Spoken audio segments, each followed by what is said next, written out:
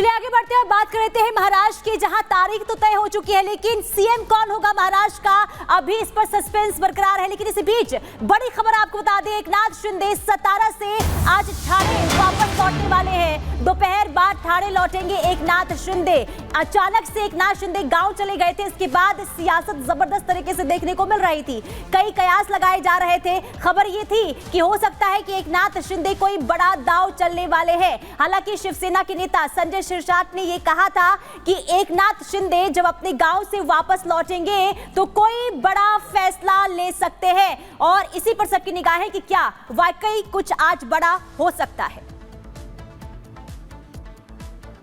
और कोमल हमारे साथ सीधे जुड़ गई हैं ग्राउंड जीरो से, उनके पास जाना चाहेंगे। कोमल, देखिए सस्पेंस अभी भी बरकरार है, तारीख दे दी गई है लेकिन सीएम कौन होगा ये अभी तक जरा भी बताया नहीं गया है। एकनाथ शिंदे आज वापस आने वाले हैं, क्या जानकारी?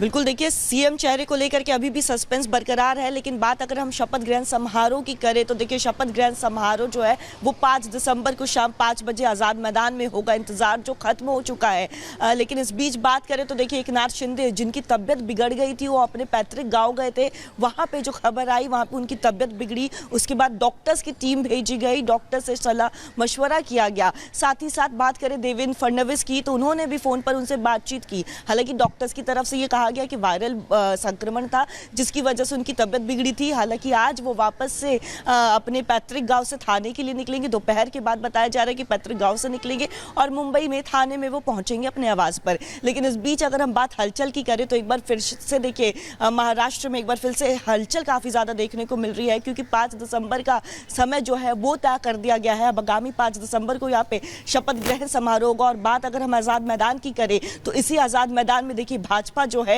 महाराष्ट्र की सियासत में अपना एक नया अध्याय लिखने जा रही है, तो सबकी निगाहें इसी पर टिकी हुई है। बात अगर हम करें तो देखिए ऑब्जर्वर्स के भी आने की पहुंचने की संभावना है, जिसके बाद ऑब्जर्वर्स यहां पे पहुंचेंगे। ऑब्जर्वर्स के पहुंचने के बाद देखिए यहां पे जो है एक बैठक होगी। पहले तो बीजेपी की बैठक होगी, बीजेपी दल का नेता जो है विधायक दल का नेता उसे चुना जाएगा। उसके बाद महायुति की बैठक होने की संभावना है। साथ ही साथ इस बैठक के बाद 5 तारीख को शपथ ग्रहण समारोह होगा। और देखिए समारोह की बात करें तो इसमें देखिए बहुत भव्य समारोह होने जा रहा है। खुद प्रधानमंत्री नरेंद्र मोदी शिरकत करेंगे। साथ ही साथ दूसरे राज्यों के जो सीएम हैं, बीजेपी शासित राज्यों के जो सीएम हैं, वो भी यहाँ पे पहुंचेंगे। तो बीजेपी जो है तैयारियां बीजेपी ने अब जोरों शोरों से शुरू कर दी है। लेकिन सीएम चेहरे को लेकर के देखिए पुनीता अब भी सस्पेंस जो है वो बरकरार है। हालांकि देखिए बीजेपी की बात करें, अजीत पवार गुट की बात करें या एकनाथ शिंदे गुट की बात करें, उन्होंने तो साफ कर दिया है कि उनका जो नेता होगा वो देवेंद्र फडणवीस होगा। क्योंकि टेक्निकली बात करें तो सबसे ज्यादा वोट परसेंटेज की बात करें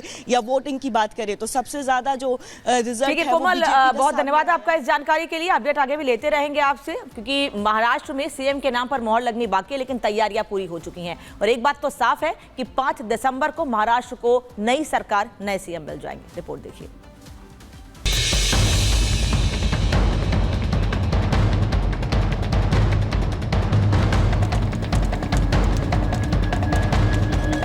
महाराष्ट्र में सब कुछ तय हो गया है और जनता को जल्द नई सरकार मिलने वाली है।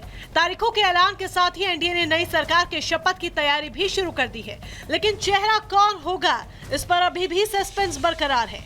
5 दिसंबर शाम 5 बजे आजाद मैदान, यही वो तारीख, समय और वेन्यू है जब महाराष्ट्र के नए मुखिया शपथ लेंगे। प्रधानमंत्री नरेंद्र मोदी की मौजूदगी में महाराष्ट्र की नई सरकार अपना कामकाज संभालेगी। लेकिन कौन होगा महाराष्ट्र का नया मुख्यमंत्री, इस पर सस्पेंस बरकरार है। हाँ, इतना तय है कि सीएम बीजेपी का ही होगा। आमच्या महायुतीचं सरकार स्थापन करायचं एवढा निर्णय झाला। भाजपचा मुख्यमंत्री होईल तोही निर्णय झाला।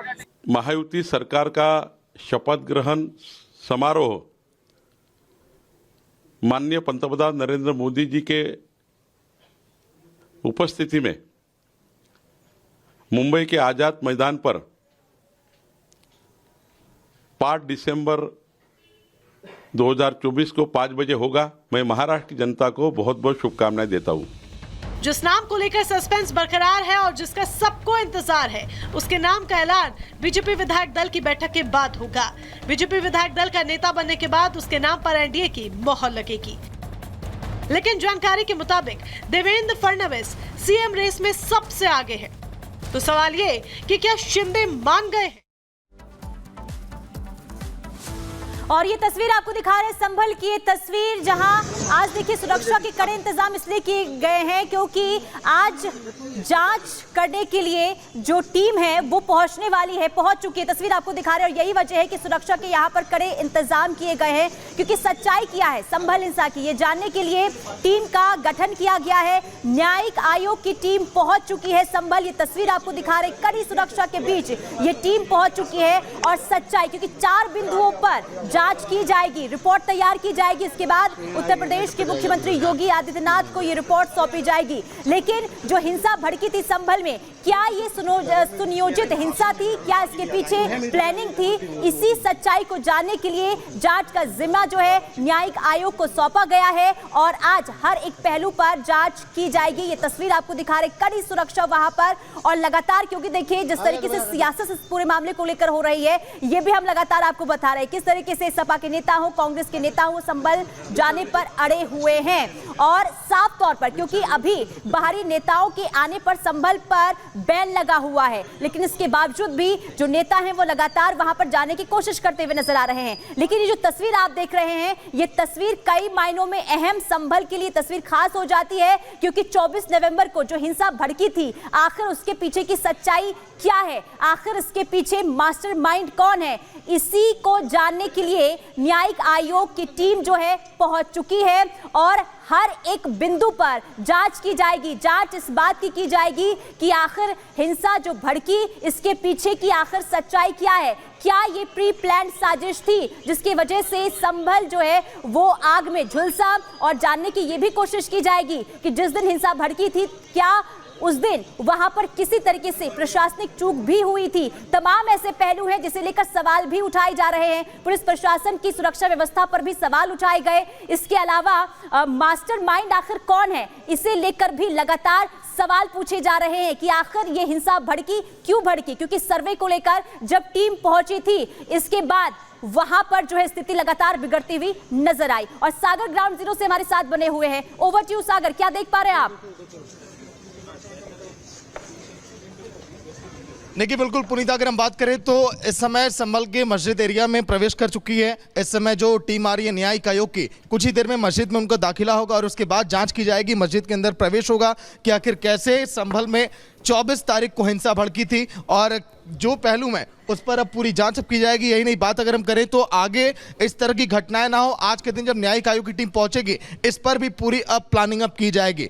देखिए बैरिकेड हर तरफ लगाए गए, लेकिन अब कुछ ही देर में सर्वे की टीम जो है जिस तरह से यहाँ पर पहुंची थी जब ये पूरा विवाद ये खड़ा हुआ था और अब न्यायिक आयोग जिसका गठन किया मुख्यमंत्री योगी आदित्यनाथ ने, मस्जिद एरिया में वो प्रवेश कर चुके हैं। बस अब कुछ ही देर में यहाँ पर पहुंचेंगे, फिर जांच अब शुरू की जाएगी कि आखिर पुलिसकर्मी यहाँ पर कितने उस दिन तैनात थे, जो आरोप लगातार लगाए गए पुलिसकर्मियों पर उसको भी लेकर अब जांच की जाएगी। 2 महीने के अंदर जो रिपोर्ट पेश करेगी न्यायिक आयोग की टीम, उसके बाद तस्वीरें साफ होंगी कि आखिर अब यहाँ पर क्या हिंसा की वजह थी और आगे किस तरह से यूपी सरकार और यूपी पुलिस इसको लेकर तैयारियां करे, इसको भी लेकर भी खुद को दुरुस्त किया जाएगा।